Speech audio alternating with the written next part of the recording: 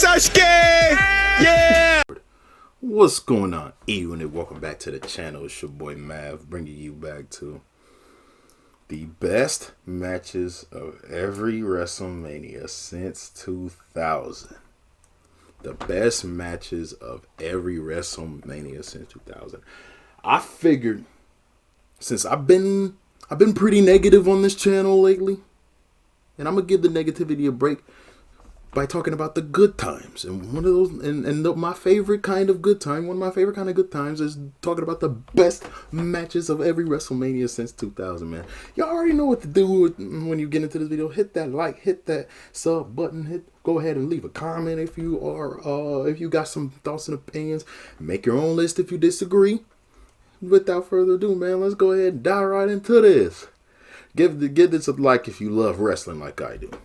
But yeah, man, most definitely. Starting off with WrestleMania 2000. I mean, this one's kind of obvious. But if I had to give it to something, this one's kind of obvious. But I had to give it to something. It had to be the Triangle Ladder match for the tag championships between the Dudley Boys, the Hardy Boys, and Christian. Around this point in time in WWE, you give these three an irregular ass match, like no DQ type settings, they are gonna do whatever they wish and tear the house down. For real. Like, one of my favorite spots is when Jeff Hardy came off, swantoned off of that what could have been a 30-foot ladder onto like Bubba Ray Dudley on the table. And like when Jeff Hardy is trying to process how to like even amass the intestinal fortitude enough to do such a stunt, you know what I'm saying? Not only does he just jump right away, you know what I'm saying, to get rid of the fear, but he says a prayer in his head. And that was one of those times where he said a prayer in his head. But anyway, another one of my favorite spots is when like I think Jeff did like a 450 splash on top of one of the ladders and hurt him and, was it Edge or was it Christian? It was one of those guys. But yeah, man. And then like, I do like how it ended when Christian and Edge threw Matt Hardy off of the top table platform and they went and got the belts. So yeah, I liked it that. Moving forward to WrestleMania X7. Some of y'all are split on this. But if I had to pick, because there's only two correct answers here, universally. But in my opinion, there's only one. And that one correct answer is TLC 2. Yet again, you give Edge and Christian, you give the Dudleys and you give the Hardys an irregular ass match with hardly any rules enforced. They're going to tear the house down. And boy, did they. Especially that Event Omega spot Matt and Jeff did, and the spot where Edge speared Jeff off the ladder, and then the interferences from Spike Dudley, from Lita, and from Rhino were amazing. Now some of you are probably wondering why I didn't put the main event on here, and I'm gonna just say it briefly. I hated the ending. I hated it. Reason why? Why the hell would you want to turn Steve Austin heel in his home state of Texas where nobody is going to boo? It doesn't work. Granted, I love me some Rock and Austin matches. But that one wasn't the best one in my personal opinion because of the heel turn. Alright, moving on with WrestleMania X8. Y'all already know what it is. It's pictured. Rock versus Hollywood Hulk Hogan. Easily. Reason why? The crowd was at its hypest. And it's one of those times where Hulk Hogan didn't feel like he needed to win in order for the match to be good. Like, because we all know how shady Hulk Hogan is. I don't even have to remind you. Okay, I don't even have to remind you how shady Hulk Hogan is. But he did the right thing and put in obviously the bigger star over. You know what I'm saying? They were building up icon versus icon, wrestling's past versus wrestling's present. I love the build up of this feud, and this match definitely delivered on so many levels. Unlike the Steve Austin Scott Hall match we got, but anywho, let's keep it moving. Oh yeah. Favorite spots. When Hogan was whipping The Rock with the belt, you know what I'm saying? And then like he tried to like wrap it around his fist and like punch him with it, but The Rock exploded it out with a flying clothesline and did his usual kip up. And then like he tried to like hit him with some more signature moves, but Hulk Hogan was hulking up and the crowd was absolutely thunderous when Hulk Hogan was hulking up like the old days. But yeah, man, this match was dope. I even like how it ended where like The Rock, after Hogan kicking out of one rock bottom, and after Hogan gives him the leg drop, he kicked out of that. The Rock hit him at another rock bottom, then got in the middle and did the people's elbow, and everybody was on their feet for The Rock, despite them booing him earlier. And I also like, The Rock uncharacteristically going for a steel chair in the middle of the match. That was dope too. WrestleMania 19. In my opinion, y'all know how I feel about this WrestleMania. This one is the GOAT WrestleMania, in my opinion, not X7. And one of those reasons why is its main card delivered on all cylinders. Its undercard delivered heavily too. But either of the last five, well, actually no. 4 of the last 5 matches could be considered here. You had the street fight. You had Jericho versus Michaels, which everybody seems to think is the best match on here, but I personally disagree. And then you have one of the 2 main events. And I have to give it to none other than The Rock and Austin for the last time ever. For the last time. Reason why, I may sound a little biased, but I loved Hollywood Rock. I loved Hollywood Heel Rock. He was amazing. His theme song, his entrance, his work rate was still pretty high because him and Austin still had chemistry. This was Austin's last match as a full-time wrestler. You know what I'm saying? This was Austin's last match. You know what I'm saying? As a full-time wrestler. He would no longer wrestle up until WrestleMania 38 after this. Okay? And that's what it. And this match right here, truly, I feel like with this match here, I felt like we truly were in the ruthless aggression era. Like we truly were. This was the real end of the Attitude Era because you had the 2 biggest stars of the Attitude Era going one-on-one for one last time, and it delivered. It delivered on so many levels. Especially the part where I like how early the match when they're fighting on the outside. And Austin is just giving it to The Rock. He's just landing him on a barricade. Doosh, throwing him into the stairs. Doosh, you know what I'm saying? And then, when The Rock goes to after Austin's knees and slams him into the ring post while he's outside.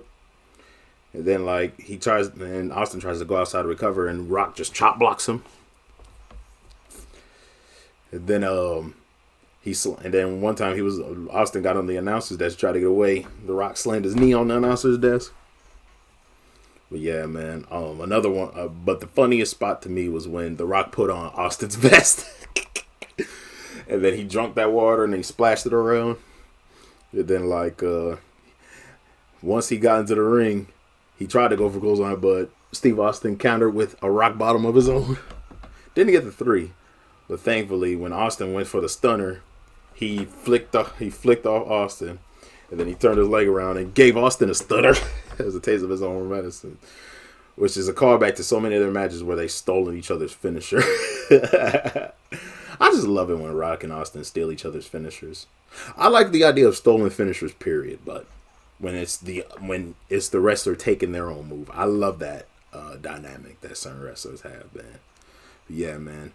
The first failed People's Elbow was hilarious because I literally was on the edge of my seat thinking Austin was going to counter, but he ran right into a spine buster and then a People's Elbow. And then, one of my favorite calls by JR from this match was when he was like, "It ain't about titles. It ain't about nothing but a wrestling match between two of the greatest to ever do it in this ring. And I'm like, I couldn't agree more, Jim Ross. I couldn't agree more. But yeah, man, even the ending of this match was great. Like, Austin got the stunner, you know what I'm saying, and Rock kicks out, you know what I'm saying. And he tries to stop him by holding to the Rock, but the Rock counters him. The Rock gets up and gets some more offense in and counters with a rock bottom. Boom! And then he kicks out of the first one, right? And then he tries to go for a second time. Austin counters, spins around, gets caught in another one. Austin kicks out of that one, and the look on The Rock's face when he kicked out of the second one was just hilarious. And then when he got up for the third time, he got Austin on his shoulders, on his side, and he stalled for a bit. And he stalled. Looked at the crowd, and then he jumped super high and slammed Austin's back onto the canvas real hard. He was like, and then JR was like, a thorough rock bottom. Before that, Jerry the King Lawler was like, he was like, this is a big one. And then when it finally landed, Jim Ross was like, go, the third rock bottom. And then 1, 2, 3. And I love the embrace that The Rock had with his mama and grandmama on the sidelines. So, yeah, goated match. I always rewatch it.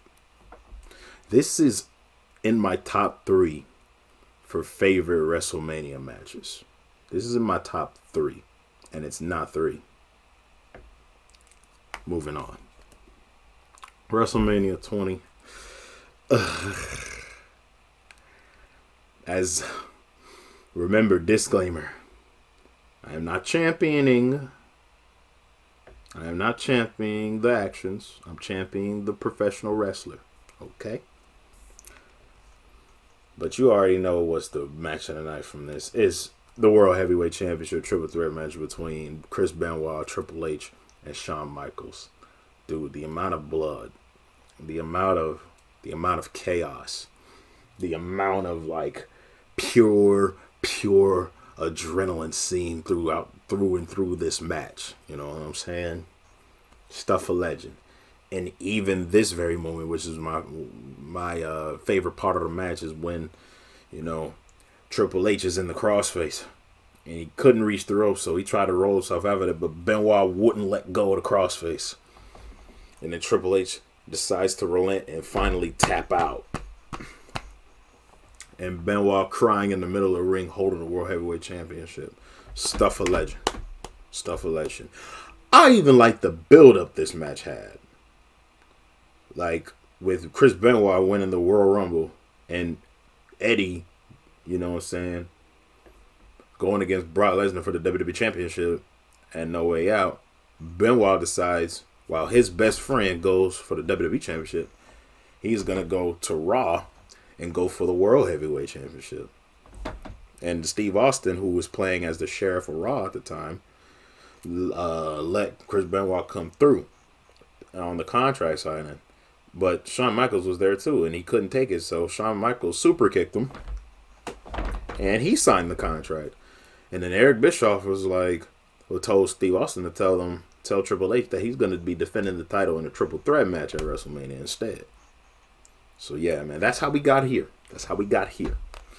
And I'm so happy.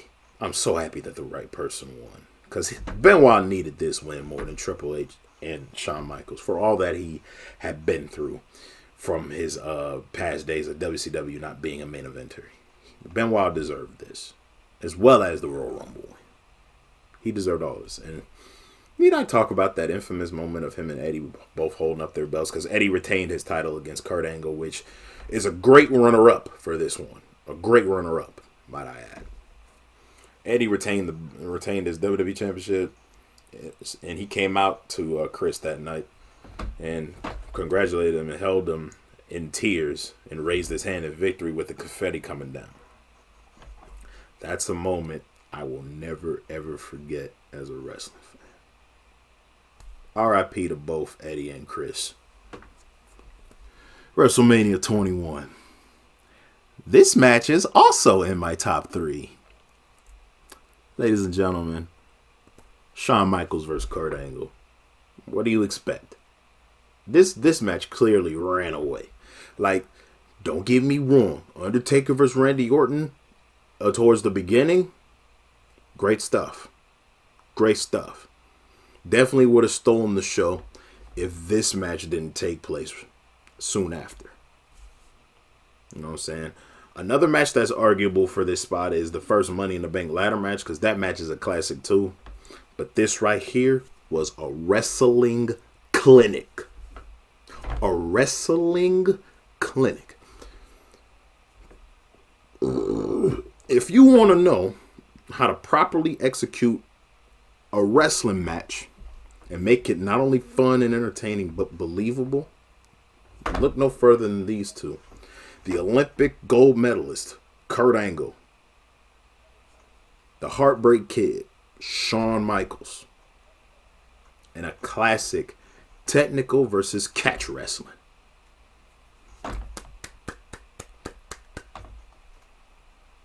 I was not disappointed at all. I always go back to WrestleMania 21 for this match. Yeah, plenty others as well, but primarily for this match.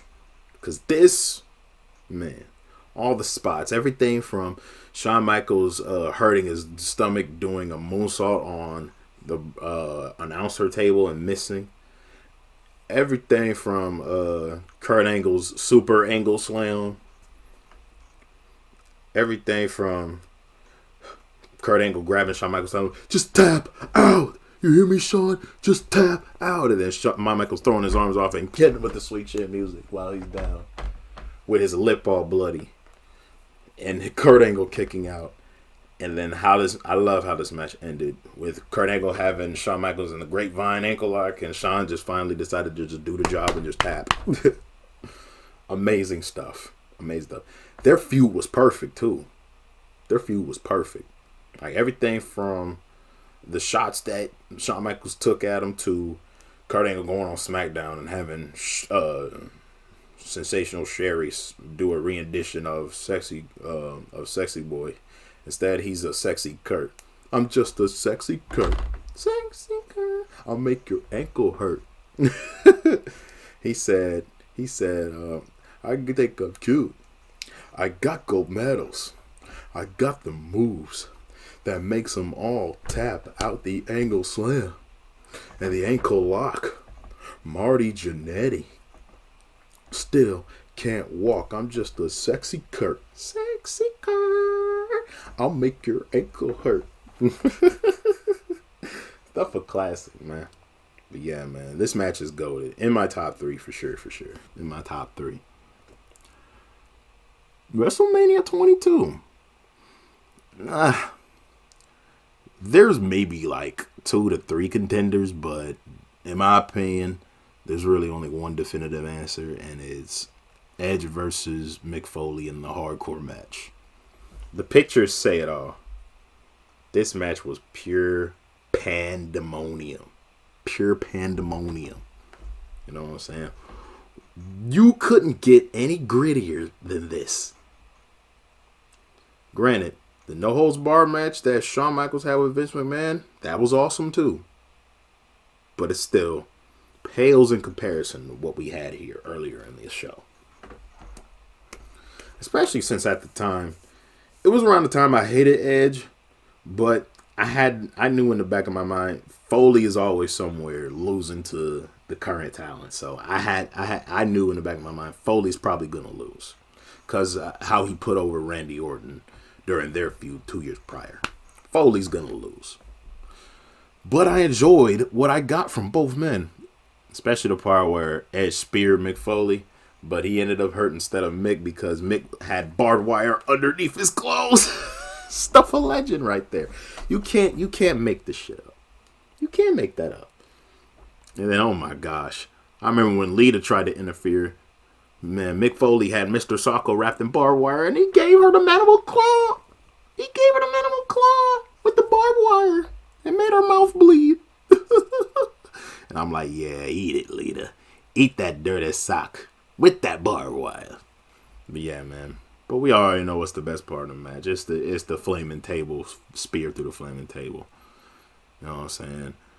I don't know if Mick Foley was burnt for real off that, but he probably was hurting for real. He probably was burnt because he had to have hurt after taking that bump, like getting speared through a flaming table, like, and having your whole body put out the fire.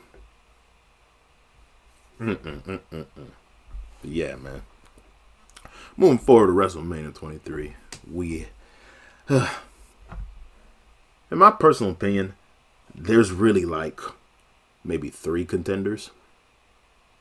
You got the Money in the Bank match and the 2 World Heavyweight Championship matches.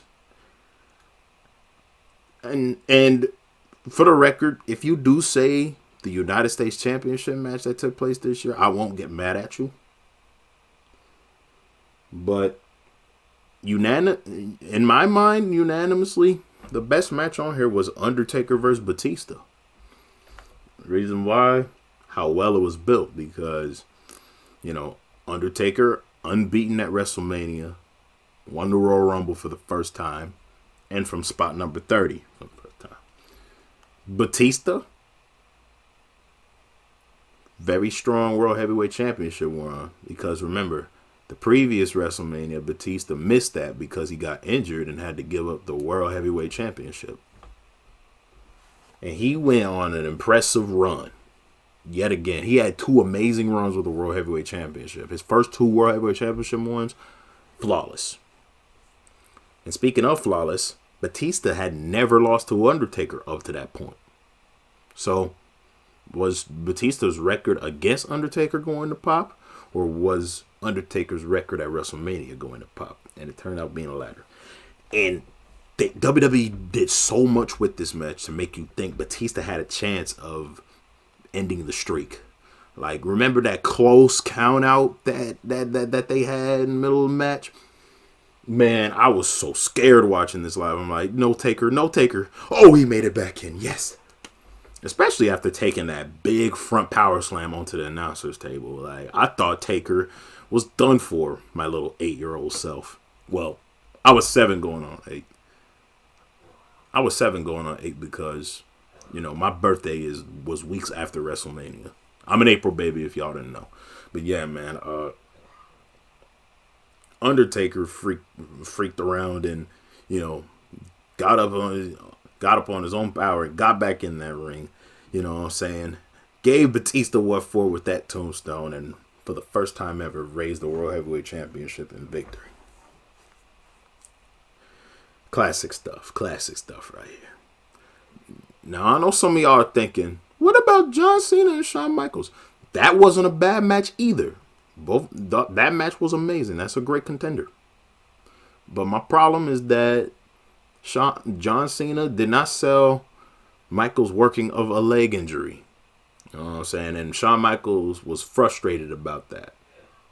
But, you know, John was 29 years old at the time. So I'm going to let it slide. I'm gonna charge that to the game of youthful ignorance. Anyway, we're moving forward. WrestleMania 24. There's really only like maybe 2 to 3 matches. Realistically 2. Because as good as the main event for the World Heavyweight Championship between Undertaker and Edge was, in my opinion, it doesn't hold a candle to the career-threatening match between Shawn Michaels and Ric Flair. Dude, pure art. Pure cinema. Shawn Michaels hesitating to do the sweet chin music for Flair to just capture his leg, take him down, and do the figure 4.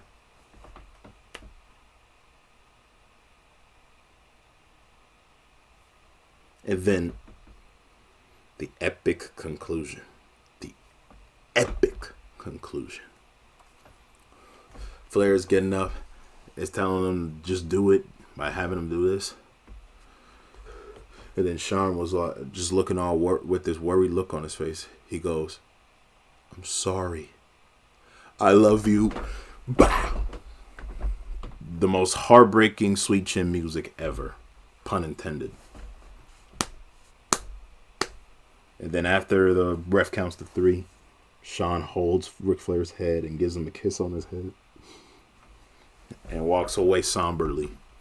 And we get the biggest standing ovation for Ric Flair and his career. And Charlotte is in the crowd with her brother and her mother crying her buns off. Everybody's chanting, "Thank you, Rick." Man. This should have been his very, very last match. I don't know why the fuck he keeps wrestling. Every time he does, he just desecrates the wonderful meaning of this match. Every time. Damn it. Damn, Rick. Even though 9.5 minutes left. Sorry about that, guys. I hit my remote. But damn. Damn, Rick. And why did... I'm not even going to talk about his TNA run. Anyway. I'll have to say before I move on, this feud was a domino effect of Shawn Michaels' greatest feud of 2008. This planted a seed. Okay. WrestleMania 25. Now, this WrestleMania, it wasn't absolute trash. Like there were some hidden gems in this WrestleMania. But if you are with the consensus like I am, you know there's only one match that belongs on here. And this is my favorite wrestling match of all time. Undertaker versus Shawn Michaels. For the very first time at WrestleMania. This had me on the edge of my fucking seat. Like every counter these guys performed, especially Shawn's counters. Shawn's counters looked like, is this dude gonna beat Taker? Now I wouldn't have gotten mad if it was Shawn Michaels, but still. And then like, dude, the suicide dive Undertaker took on a cameraman, and then he hurt his head. Oof. And then like the tombstone reversal into a DDT. Shawn doing the reverse figure four. Shawn Michaels reversing the Hell's Gate. Man, these two tore the house down. And then Shawn Michaels trying to get the count out victory, like how Batista tried to in 23. Had me just sweating. I'm like, no, Taker, get up. Get up, Taker. And then he like barely beat the count. I was like, oh. I was breathing hard too. My 10-year-old, my 9 going on 10-year-old ass was breathing super duper hard. I even loved how this ended. With Shawn Michaels trying to do a moonsault press and then Taker caught him and gave him a vicious tombstone for the 3. With his straps down. And I love how they shook hands afterward too. And another cool thing about this match, I love how in their entrances for this, Shawn Michaels is coming from up above, while Undertaker is coming from a stage part down below. And this whole theme of this match is, sometimes it's hell trying to get to heaven. They couldn't have done this any better. Even the build-up. Even Shawn beating Vladimir Kozlov to get this. And Kane to get this. Man. No wonder these men had to take a hiatus from wrestling. Short hiatus until coming back later on in the year. Because this stuff for legend. I don't think they could outdo this. Greatest wrestling match ever. WrestleMania 26. And Vince knew that was the greatest wrestling match ever. So, he had to pull the trigger twice. Because the best match of the night for this one is still Undertaker versus Shawn Michaels. The streak versus the career. The duel in the desert between Two Cowboys. Oh, man. This was so emotional.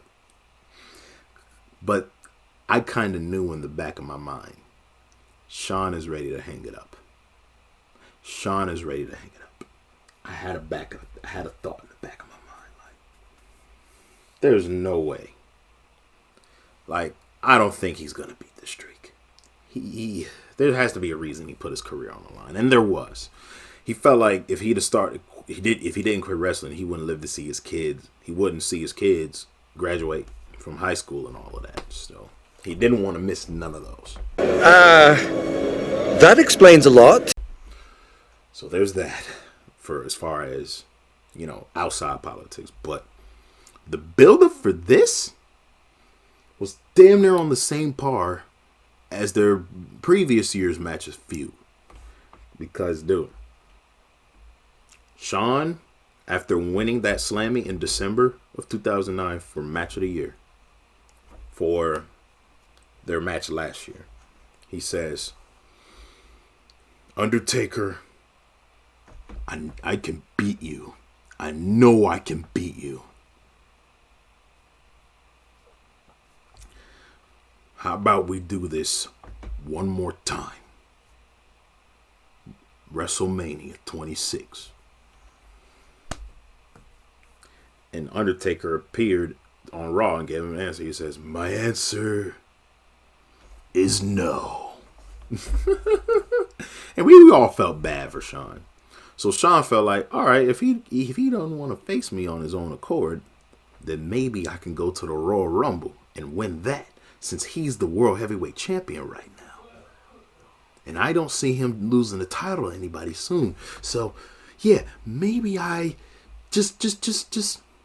maybe if I could just draw a low enough number, I can probably win. Shawn Michaels gets one of the middle numbers. Okay, this will be fine. And he's eliminating suckers left and right. Even eliminated Triple H, in which they were DX still at the time. They were DX.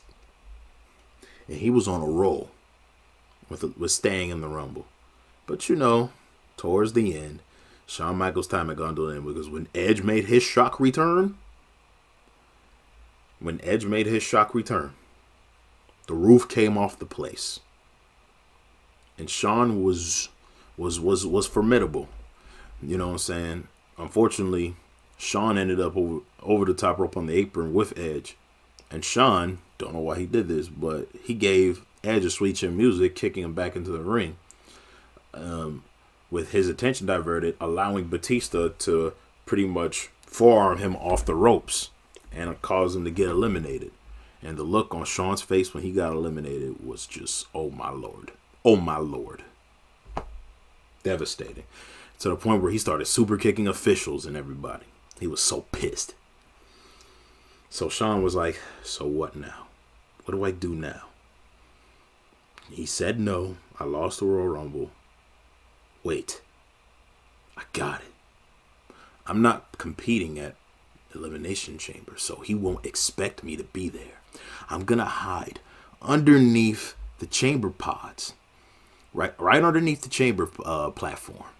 Below the pods. And I'm going to creep through one of the chamber floors. And you know what I'm going to do? I'm going to get in there and cost Undertaker his World Heavyweight Championship. And he did just that. Art. Cinema. Setting Chris Jericho up to get the world title from Undertaker and defend it against the Royal Rumble winner that year, being Edge. And if you put that match as the match of the night, or John Cena versus Batista, I'm not going to get mad at you for that. But yeah, man. Then that set up what we have here. Pure cinema. Dude. And they even bumped up the stakes leading up into this build. They said, we're going to do this properly. Pinfall and submissions only. No DQ, no count out. Pinfall and submissions only. We're going to do this for real. And they did it for real. For the second time in a row. Second time. And this would be the end of Shawn Michaels' three-peat of having amazing matches. But This would be Undertaker's 5-peat.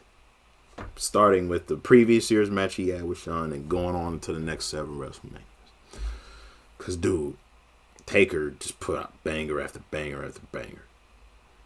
But let me talk about this one. The best part, sadly, it was how it ended. Oh, yeah, another spot I like is when Shawn took the tombstone on the floor. How he managed to survive that, I'll never know. But yeah, like, when Undertaker was about to do his signature off with his head, he saw Shawn gripping at his at his singlet. He told Shawn, "Stay down." And then Shawn climbs up back to his feet and does the signaling for him, telling him to finish the match. And then after that, since Undertaker hesitated a bit, Shawn for real slapped him in the face. And then Undertaker peered his eyes at him all bug-eyed and picked him up and gave him a jumping, not just a regular, a jumping tombstone pile driver. Uno, dos, tres. And that same wave of emotion that we got at WrestleMania 24, we got at this one for Shawn Michaels.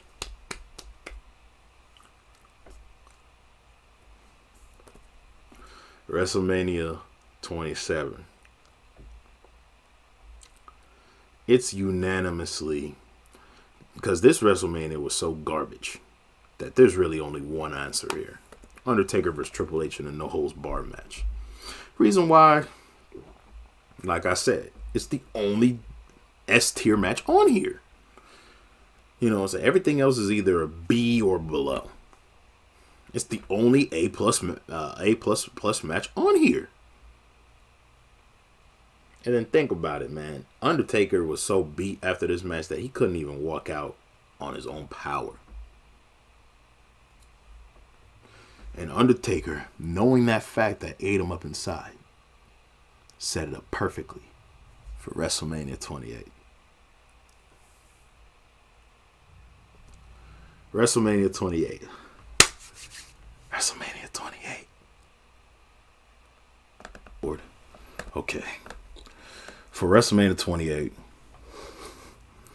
I had to put both these matches in here because it was hard to choose between these two. So I put them both as the best match of the night because there's no wrong answer between these two. My favorite being John Cena versus The Rock, but I understand why the consensus favorite is the Hell in a Cell match with Triple H and Taker, and Shawn Michaels is the guest referee because some of the spots in there and moments in there were crazy, especially the pedigree on the chair, and then like Shawn Michaels giving Undertaker the Sweet Chin music into a pedigree by Triple H. And look, Triple H couldn't walk out on his own power. He had to get carried by Undertaker and Shawn. Kind of like how Undertaker had to get carted out on a stretcher last year. But I had to put John Cena versus The Rock here too, because like it was truly felt like once in a lifetime. It's just like when 10 years ago when The Rock went up against Hulk Hogan, but he's in Hulk Hogan's shoes while John Cena is in his shoes. It's perfect cinema, especially after what happened last year when The Rock cost Cena the WWE Championship to set up this match. And it delivered. It delivered. You know why? Because I felt like, at the time I did feel like Cena was going to win, but it was an amazing turn having The Rock win. And it kind of made sense because WrestleMania 28 took place in Miami. And that's The Rock's build hometown, Miami, Florida, where he played college football for the Miami Hurricanes. You know what I'm saying? But yeah, man, this is like WrestleMania 28 is still the highest grossing WrestleMania of all time. Like, this WrestleMania made the most money. And people got their money's worth on this one. Like, this is top 5 for me for all-time favorite, all-time goated WrestleMania. This WrestleMania is top 5. Hell, I'll even go as far to say it's top 3. It's top 3. Anyway, moving on. WrestleMania 29. Sadly, The Rock and John Cena match in this one faltered in comparison to last year's. Because guess who it lost to? Undertaker comes through yet again with a banger with CM Punk. And I love the storyline for this too, especially considering Paul Bearer's death and logging that into the situation. Oh, this was an amazing match. But what makes me mad about this match is that CM Punk bitched and moaned. He bitched and he moaned his way up here because he felt like his match last year at WrestleMania 28, amazing match by the way, should have gotten the main event. And him being WWE Champion should have proceedings over Cena and The Rock. But my thing is, dude, you were never going to outsell Cena and The Rock. They're the 2 biggest stars in WWE history at this point. And dude, you should be very grateful you got to wrestle a GOAT in Chris Jericho. And you should be even more thankful that you got to wrestle Undertaker here. Despite you eating the pin, obviously.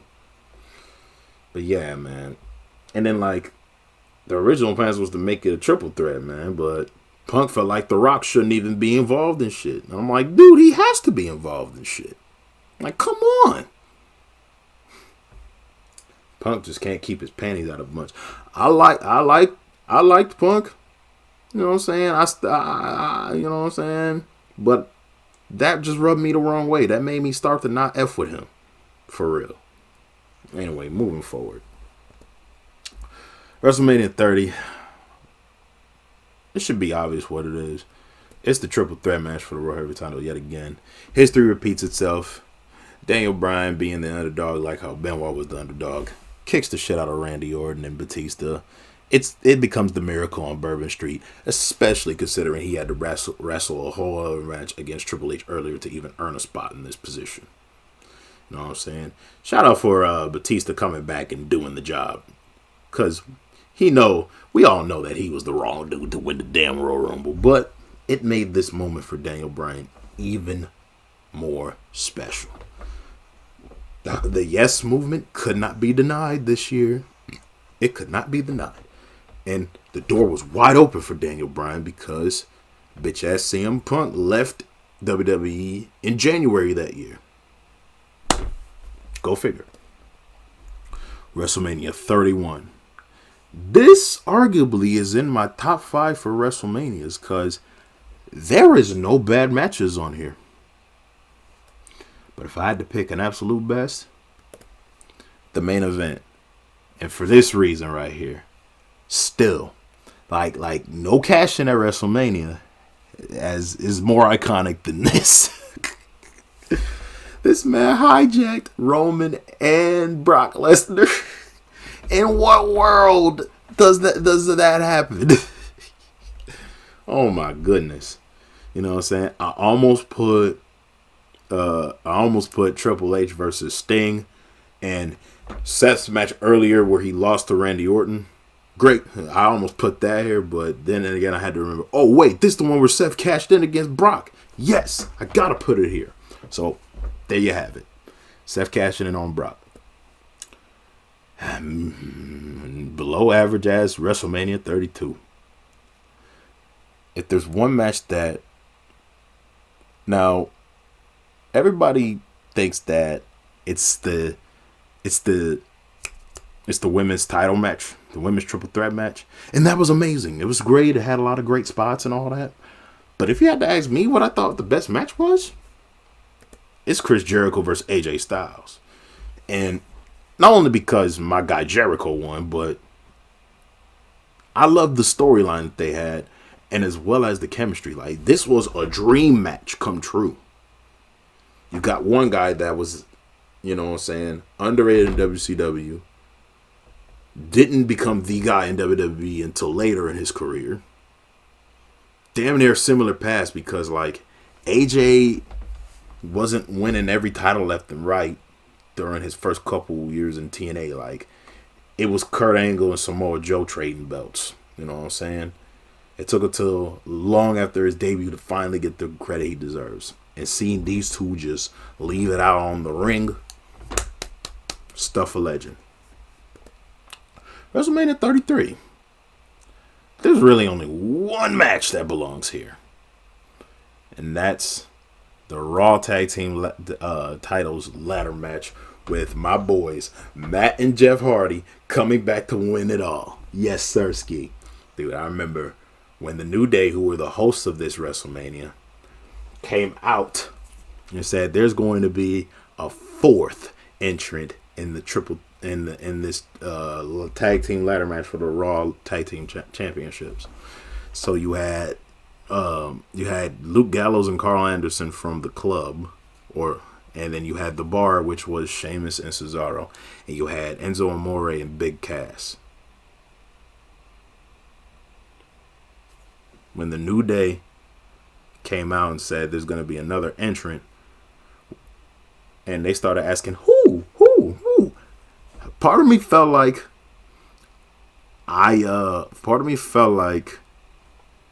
that if it wasn't the New Day themselves, it was going to be the Hardy Boys. And when I heard that, that Zach Tempest music start playing, I was like, let's go, let's go. I started jumping out of my dad's room. I was jumping from one hallway to the other. I was like, let's go, let's go, let's go. Mind you, I'm an 18-year-old high school student. I'm a senior at this point, so I'm making all sorts of noise, jumping up and down, and my dad's just cheesing, just watching me just get geeked for my favorite tag team all time to finally get their first WrestleMania win after so many long years. Like, it had been 15 years since they competed as a team at WrestleMania. 15 years. And then, as far as at a WrestleMania period, it had been 6 years for Jeff and not 6, I'm sorry. It had been 8 years for Jeff, and it had been 7 years for Matt. So this felt great to see. And I loved the work that they would do and putting other tag teams over and all that. You know what I'm saying? In the midst of their, third return here. So yeah, great match. WrestleMania 34. I'm with the consensus on this one because I love this match so much. Because, not the consensus. The consensus will tell you that it was Charlotte versus Asuka, but that match is soured because the wrong person won that match. In my opinion. But the real best match of the night was Kurt Angle and Ronda Rousey versus Triple H and Stephanie, the McMahon Helmsley faction. Reunited, a.k.a. The Authority. Bruh, this match was amazing. Whenever Triple H and Kurt Angle went in the ring, it felt like we were back in the old times because these two never lost their chemistry. But when Ronda got in that ring, oh boy, did the crowd get on their feet. And she didn't disappoint. Say what you want about Ronda Rousey's WWE career, but she didn't disappoint when it came to the ring. But that mic, early on it was great, but over time her mic skills did get worse and worse and worse. But that's neither here nor there. Kurt Angle still looked like he could bang with people in his prime in this match. Like, this was an amazing output. And Triple H did such a good job putting Ronda Rousey over. Like, I remember when Triple H was in the corner, Ronda was just beating the shit out of him. And I love the finish with Kurt having Triple H in the ankle lock and then Ronda having her in the armbar, having Stephanie in the armbar was just pitch perfect.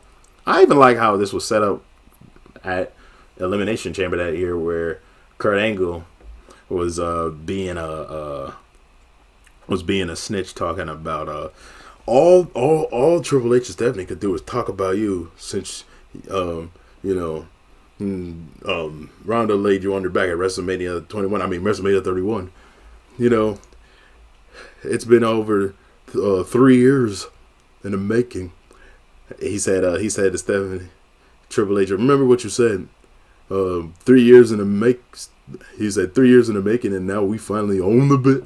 And then Triple H was like, hey. And then he was like, tonight is not about us, Kurt. It's about Ronda becoming a WWE superstar. So, Stephanie, can you please wrap this up? And then I'll try to get Kurt to the doctor. He tried to play that off. And then Kurt was like, whoa, one last thing. Stephanie, didn't you tell me in your office that Ronda was a has-been and that you could take her? Didn't you say that? And then Triple H was getting frustrated. He was like, what? And then when they finally confronted each other in the ring, dude, Kurt turned it on 10. Sorry. I just loved seeing Kurt back in the ring. And back in the WWE ring. I loved seeing that. I don't know if y'all did, but I did. I love Kurt. Y'all know he in my top 10. Y'all watch my video of top 25 for WrestleMania. Moving on. WrestleMania 35. I'm with the consensus on this one. It's Kofi Kingston versus Daniel Bryan. Like, peak Kofi. Kofi was never the same. I blame Vince for this. I don't want to talk about how his title reign ended. I want to talk about how amazing this moment is, because when Kofi finally won the WWE Championship for the first and only time in his career, his kids came out to celebrate with him. Pitch perfect. Big E and Xavier came to celebrate with him. And that was amazing. That was fun. I loved it. It built one of the greatest moments. And heel Daniel Bryan at this time was cooking. He sold you on being that vegan villain. He kind of gave me that vegan dude from Johnny Test vibes a little bit. Especially with that wooden WWE Championship he had, and him having Eric Rowan be his muscle. That was amazing. Anyway, let's move forward, okay? Let's move forward. Pandemic Mania. WrestleMania 36. I'm with the consensus. Boneyard match. Pure cinema. Pure cinema. Everything from him taking care of Gallows and Anderson to this moment where he thought he buried Undertaker, to the point where AJ finally ate a tombstone. I even like the part where Undertaker bashes his forearm against the glass and he's obviously bleeding, so he's like, you got me cut. And then, I like the part at the end where he's telling AJ, he was like, come on, can't you beat this old man? Come on, AJ. You think you can beat this old man? Just kicking the shit out of AJ Styles and just throwing him in the middle. I'm like, yeah, show him that you deserve your respect, Taker. Anyway, moving forward. It's crazy. This right here, better than anything they did in the ring that year. And that was alarming for the first two-night WrestleMania. But move forward. WrestleMania 37. It's easy to pick the best match for this one. It's Roman versus Edge versus Daniel Bryan for the Universal Championship. And let's just be honest. It was the mark of Roman's rise to power at this point. Because once he got the Universal Championship, it was no turning back. No turning back. Once he got the Universal Championship in that Thunderdome, it was wraps. It was wraps. Nobody could get in the way. Not Edge, not Daniel Bryan, nobody. Not Bray Wyatt, nobody. This dude was reached his final form. He was at the peak of his powers. Okay? Peak of his powers. He couldn't be touched. This is peak Roman. WrestleMania 38. It's obvious. In fact, this is the beginning of somebody's three-peat. It's Cody Rhodes versus Seth Rollins. And the reason why, nobody expected Cody Rhodes to come back. I didn't. But then again, part of me felt like, if somebody were to be Seth's mystery opponent, it probably would have been then again. You know what I'm saying? But it was the shock of actually seeing him back in the WWE that just had my mind blown. So yeah, man. These two put on an amazing catch as catch can match. But dude, the match they would have at Backlash in that was it a Hell in a Cell? Classic work. WrestleMania 39. Roman versus Cody. Reason why? It was the seed of the long-term story of Cody Rhodes. Especially how Solo was banned from ringside at first and then came back in a hoodie and gave him the Samoan spike. And Cody had nobody to watch his back. But thankfully, at next year's WrestleMania, granted, I do love the tag team match of part 1 of night 1. But night 2's main event took the cake. Especially all the appearances from everybody on Cody's side. From Jey Uso to John Cena to Roman taking his eye off of Cody Rhodes and swinging the chair to Seth Rollins' back. Oh my Lord. And that was like immediately after The Rock, you know what I'm saying, felt the Undertaker come through, especially when he heard that gong. The Rock turned around, he tried to whip Undertaker. Undertaker was like, nope. Chokeslam The Rock out of here. And this match was under blood rules because The Rock and Roman won in the night 1 tag team match with Seth Rollins. So yeah, man.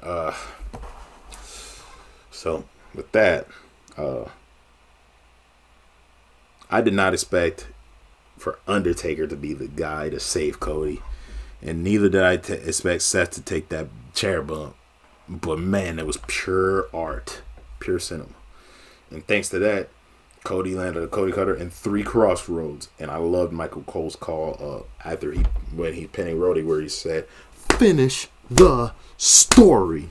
And if you can just peep right underneath Cody's back, you could see a smidgen of Roman's smiling face underneath Cody Rhodes as he got pinned to win the WWE Universal Heavyweight Championship.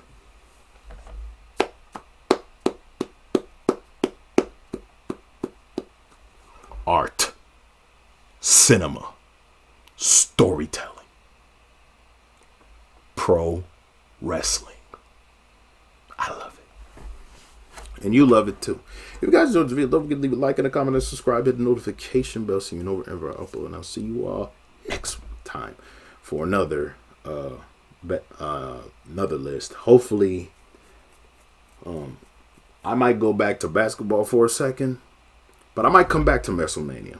Then again, I don't know. I don't know what the list is going to be on. But till then, take care, y'all. Deuces.